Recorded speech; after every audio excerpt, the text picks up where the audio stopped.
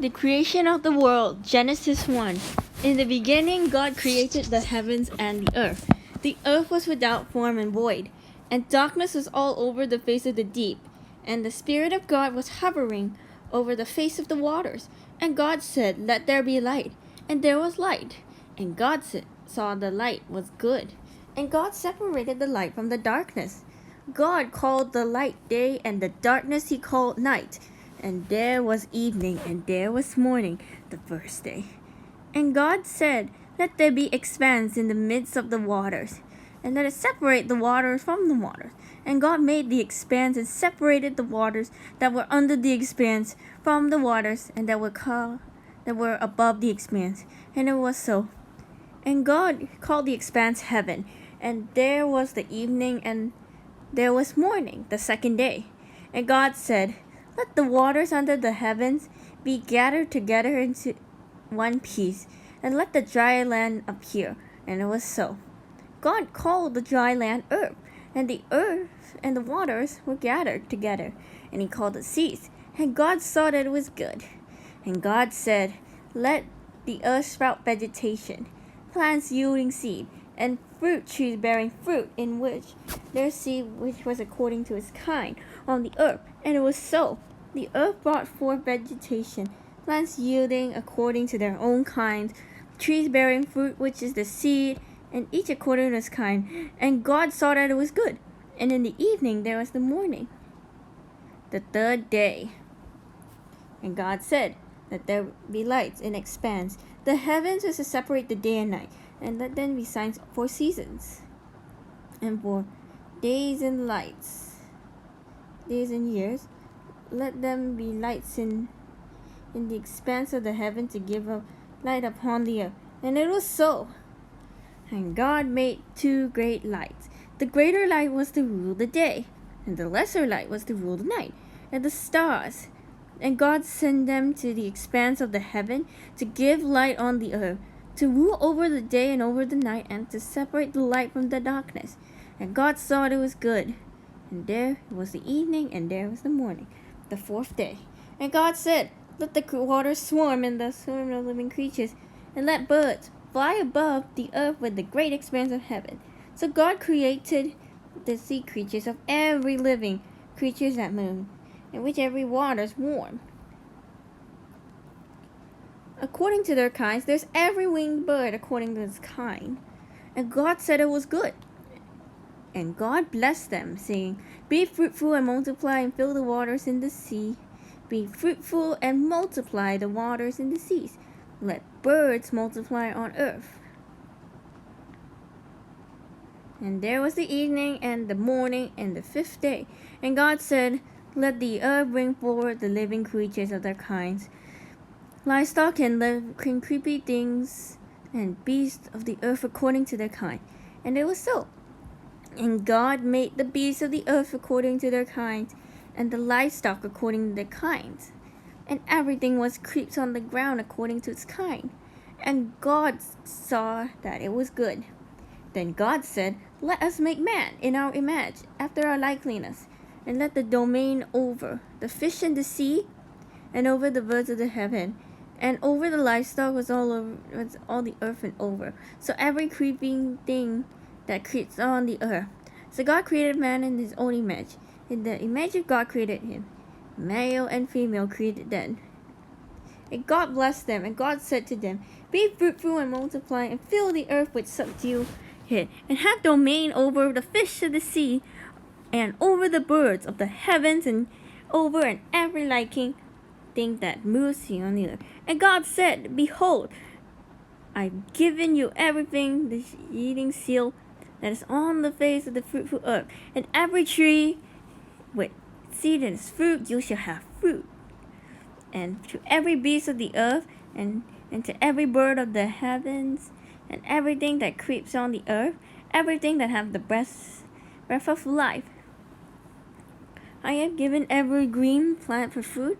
And it was so. And God saw everything that he made, and behold, it was very good.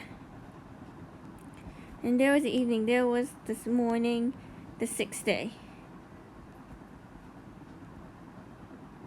The seventh day God rests. Thus the heaven and the earth were finished, and the host along them. And on the seventh day, God had finished all his work that he has done. He had rested on the seventh day, so all of his work was done. So God blessed the seventh day and made it holy, because on it God rested on his work and had done in the creation. The creation of man and woman.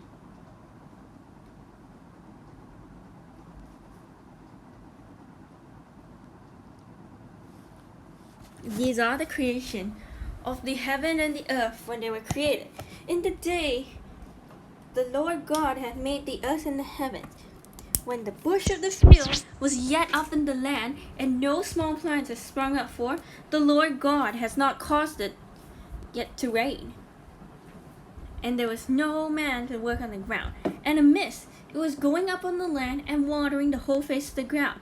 Then the Lord God said, He formed the man into dust and the ground and breathed into his nostrils and the breath of life, and man became a living creature. And the Lord God planted a garden in Eden and in the east, and there put the man he had formed.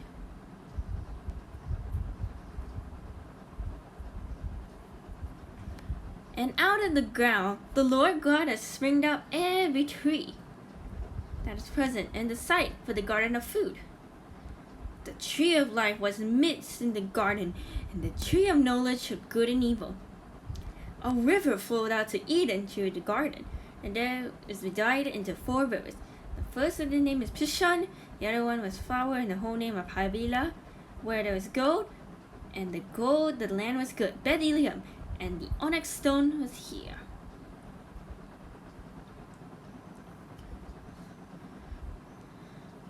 The name of the second river is the Gihon, and is flowed by the whole land of Cush. And the name of the third river is the Tigris, which flows in the east of Assyria. And the fourth river is Euphrates.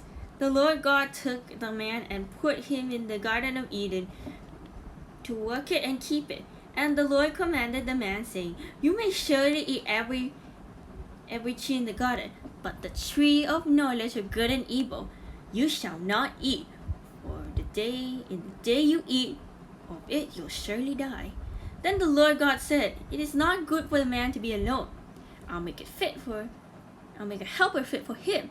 Now on the ground God had formed every beast and every of the field, every bird of the heavens, and brought them to the man to see and what we call them. And whatever the man called every living creature as his name. The man gave names to the livestock of the birds of heaven and every beast on the field. But for Adam there was not found a helper for him.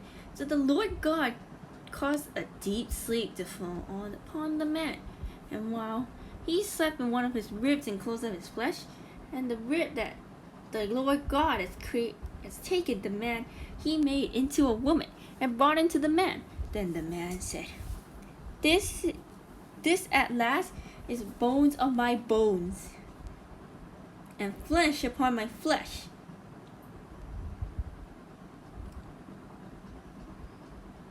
And she shall be called woman, because she is taken out of man. Therefore a man shall leave his father and his mother to hold fast for the wife, and they shall become one flesh. And the man and wife were both naked, but not ashamed. The fall. Now the serpent was more crafty than any other beast of the field, and the Lord God had made. He said to the woman, Did God actually said you shall not eat any of this tree in the garden?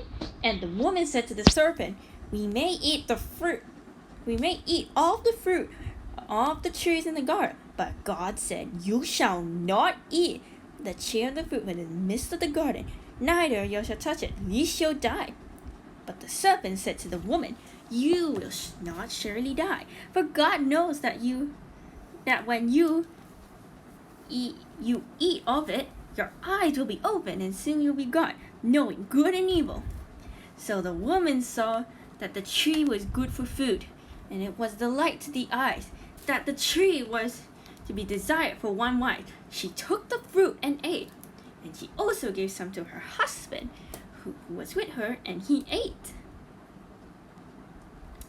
Their eyes were both open, and they knew that were they naked, and they sewed fig leaves together and made themselves loincloths. And when they heard the sound of Lord God walking in the garden with cool, the day of the man and the wife hid themselves from the presence of the Lord God among the trees of the garden. But the Lord God called to the man and said to him, "Where are you?" And he said, "I had heard the sound in the garden, and I was afraid, because I was naked, and I hid myself." He said, "Who told you that you were naked? Have you eaten the tree that I commanded you not to eat?" The man said, "The woman whom you gave to me, and she gave me the fruit of the tree, I ate." Then the Lord God said to the woman, "What is this you have done?" The woman said, "The serpent deceived me, and I ate." The Lord God said to the serpent, "Because you have done this, cursed all you and livestock, and above the beasts of the field, and your belly shall go. Of dust you shall eat, and all the plenty of the days of life. Now put enmity between you and the woman, and between your offspring and her offspring shall bruise your head, and bruise his heel." And so the woman, he said, "I'll surely multiply pain in childbearing, in pain to bring forth children. Your desire shall be contrary to you, your husband, but he shall rule over you." And Adam said, and to Adam he said, "Because you listened to the voice of your wife, and have you eaten the tree which I commanded you, y'all shall not eat it. Cursed is the ground because of you. In pain, and you shall eat the day of life. Thorns and thistles it shall bring forth to you, and you shall eat the plants of the field. By the sweat of your face you shall eat the bread, till you turn out to the ground, for it is you were taken, for you are dust. And to dust you shall return." The man called his wife Eve, because she was the mother of all living. And the Lord God made for Adam and his wife garments of skin, and clothed them.